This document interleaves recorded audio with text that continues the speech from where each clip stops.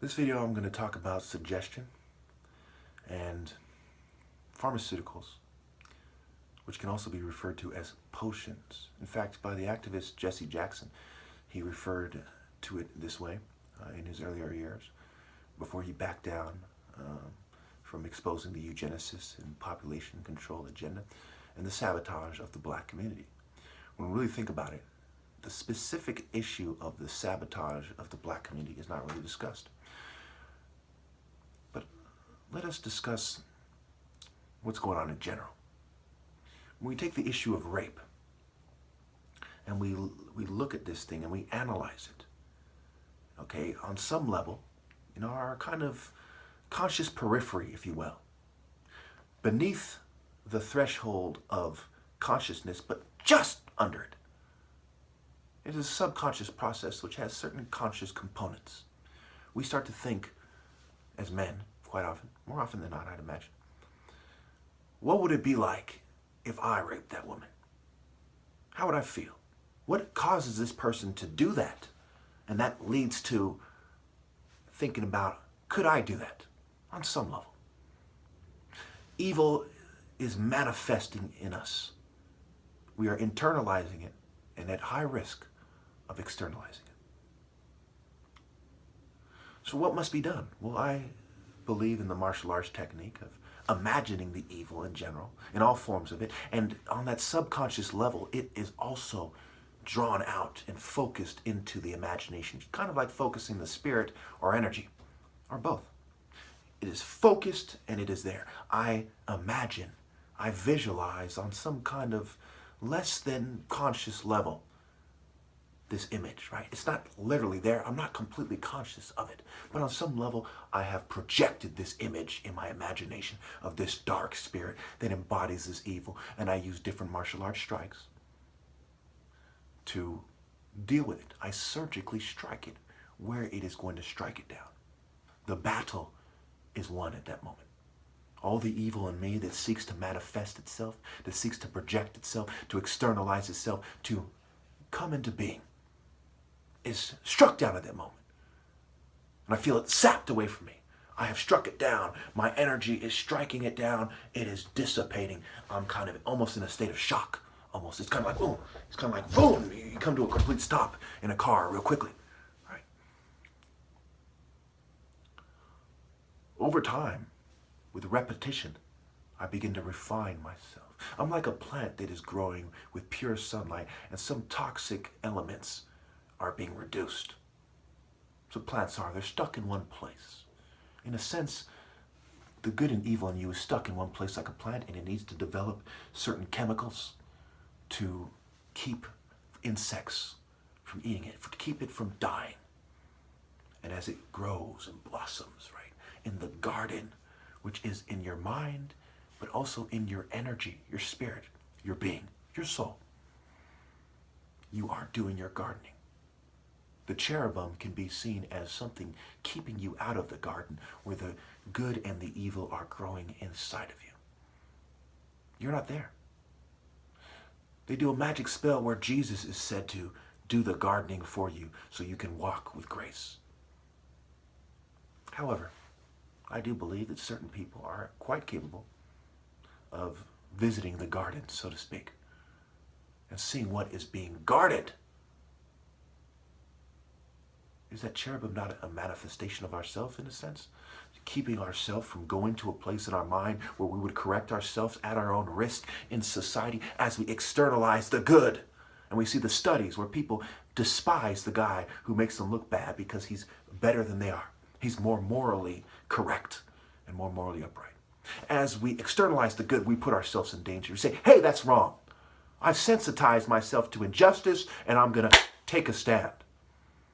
And in doing so, it's going to start to scare the evil people, especially those who are magicians, right? Psychiatrists, people who are responsible for the psychological construct of, hey, he's going to notice me, right? The demons have now caught the attention of the hero and are at high risk of being dealt with one way or another. If he's the top martial artist, he could marshal society in a way that causes their death. It goes that deep. Again, we think about the conscious threshold. Subliminal means beneath the threshold of consciousness. Subconscious mental processes. Automatic behaviors. What is going on here? What automatically occurs when I imagine this idea? And I take form, the form of a hero, striking down his enemy. Striking down evil.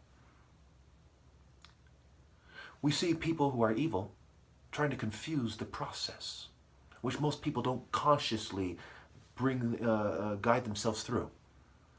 Okay, they say, aren't you fixated on rape, perhaps? Let me suggest that perhaps the problem is you. No, it's not. No, it's not. So when you go into denial, what happens? You put your guard down. See, you're wrong.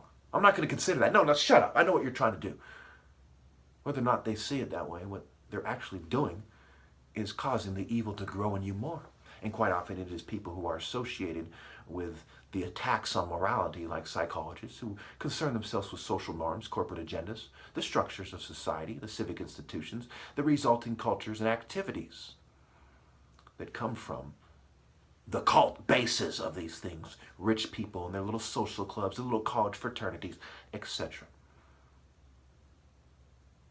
They're upholding these people's agenda and the self-direction of humanity, which is what eugenics is described as, which has everything to do with mind, body, and soul. They call it the physical, to nurture certain physical traits in mankind, a Western European especially, and certain mental traits and characteristics. So they say pick a character as they're drugging people. Pick a lifestyle, right? You cannot have a character from the divine. You have to have some lukewarm, checkered floor. Bitch shit. This is the society we live in. We see the Dalai Lama, right, when he was younger, dressed as a magician with a little pointy hat, not to be confused with what I'm wearing to help me externalize the truth that I am the true pharaoh of Upper Egypt, the White Crown. Egypt is in disarray. My army is all but non-existent because people are in a state of disobedience. But even if I'm the last one left, I am the true pharaoh. Only I can unite the land. They are magicians with pointy hats. They think the point is in themselves. The point is somewhere far away. Horus, he who is far. Ra is far. The strength of Ra, the source of God, is far. It is not here with us. God wouldn't allow this to happen if he was here with us. That's why God allows things to happen, because he's not here with us. You haven't brought him in and externalized him. It hasn't been conveyed through Pharaoh. He hasn't been conveyed through Pharaoh, the spirit of Ra and Horus. So you get the brute force, the bully, the drug pushers, the potion pushers, the alchemists, okay, people into alchemy, the chemists, people who aren't necessarily into alchemy, but they're mixing chemicals in a way within certain boundaries that have been placed by people who practice mysticism and things of that nature. Again, if you're confused, don't forget this part. There are subconscious mental processes, automatic behaviors. And when people start to accuse you of being fixated on rape instead of highlight what is actually going on, they're feeding into rape. When women say, you can't control yourself, while they're feeding into the psychological construct that leads you to losing control, being off balance, your life going into disarray. And what does debt do? And who isn't in debt and why? Aren't there a bunch of cute corporate whores that aren't in debt? And why? Well, they're not in financial debt, but they're in kind of a debt of gratitude to the scum who they do sexual favors for as a result of this mental debt. And they uphold this system that throws us off balance, which can lead us to doing things that are wrong, especially if they're not addressing rape at its root cause, at its source, or even in an effective manner. They use chemical castration to belittle men so that the scum who are responsible for the rape culture, ultimately, the patriarchy and their gynocratic allies, can look good, feel good, and enjoy their despicable existence as those in the know. A wise man once said that wisdom is the result of making a perfect decision. To be wise is to make a perfect decision in the absence of perfect knowledge of what's going on. That's wisdom. Intelligence is knowing what's going on, having the, the needed components, right? Knowing what's going on, having the information, right? Perfect information, rather, and making a perfect decision, right? That's being intelligent. And being stupid is having perfect information and making a stupid decision. The people in charge are stupid. The Masons are stupid. All these secret societies, intelligence agencies, dumb. They're dum-dums. They have damn near perfect information, and they're choosing to be evil. No servant can be greater in terms of good, so they're both about the same good, right? Everyone who rolls with it. But they also can't be greater in terms of evil.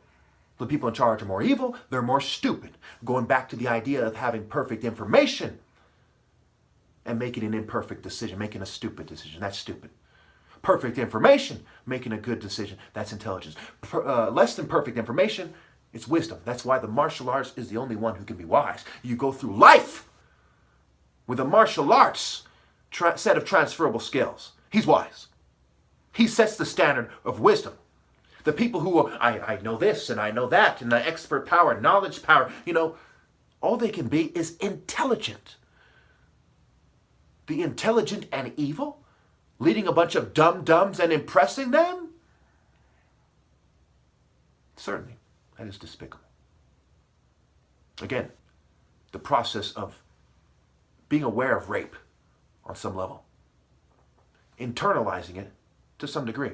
You don't have to study it to internalize it and then to externalize that part of yourself that you've allowed to grow because you're not in conflict with it. You're not addressing it. It's not enough to address it in the victims of the psychological construct. All you're doing is contributing to evil on a profoundly stupid level when it comes to having more perfect information and making the stupid decision to take it out on the disenfranchised, marginalized, under psychological control type of puppet victim. You have to address it at its source. That is wisdom. Nobody can be considered wise without addressing the social controllers, the root cause of evil at its source as uncontrolled opposition. Everything else is a dumb fuck, one way or another. Now, if you are in the know, that's intelligent. Before I was in the know to this degree, I was doing it the wise thing. When I became in the know, my wisdom started moving away from wisdom, right, and toward intelligence, which is rather unfortunate.